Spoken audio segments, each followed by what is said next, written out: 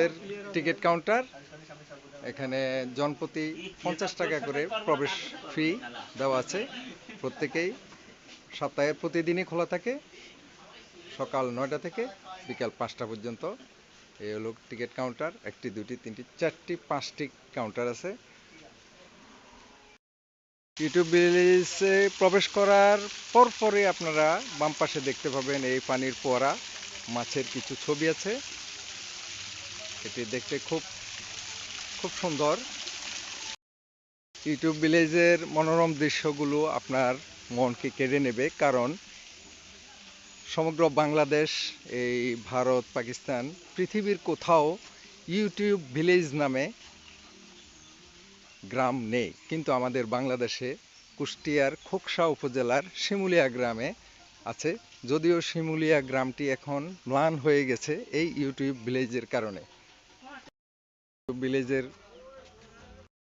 এবার জানা যাক ইউটিউব ভিলেজের কিছু অজানা তথ্য। এই ইউটিউব ভিলেজটি হলো বাংলাদেশের কুষ্টিয়া জেলার খোকসা উপজেলার শিমুলিয়া গ্রামে, যা ইউটিউব ভিলেজের জনপ্রিয় দুটি চ্যানেল অ্যারাউন্ড মি বিডি এবং ভিলেজ গ্র্যান্ডপাস কুকিং কারণে পরিচিত লাভ করে। এই চ্যানেলগুলো গ্রামীণ জীবন ও রান্নার উপর ভিত্তি করে তৈরি হয় এবং এর মাধ্যমে গ্রামটি সারা বিশ্বে পরিচিতি লাভ করে।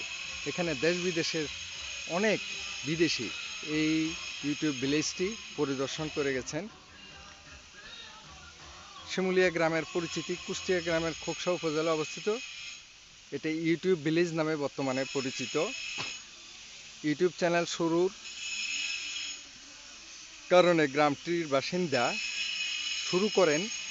বাসিন্দা লিটন আলী সফটওয়্যার প্রকৌশলী, যিনি শখের বসে ইউটিউব চ্যানেল খুলে তিনি ও তার দল মিলে অ্যারাউন্ড মি বিডি ও ভিলেজ গ্র্যান্ডপাস কুকিং চ্যানেল প্রতিষ্ঠা করেন। ভিডিওটির বিষয়বস্তু চ্যানেলগুলোর গ্রামীণ জীবনযাত্রা এবং বিশেষ করে গ্রামীণ খাবার ও রান্নার আয়োজন দেখানো হয়।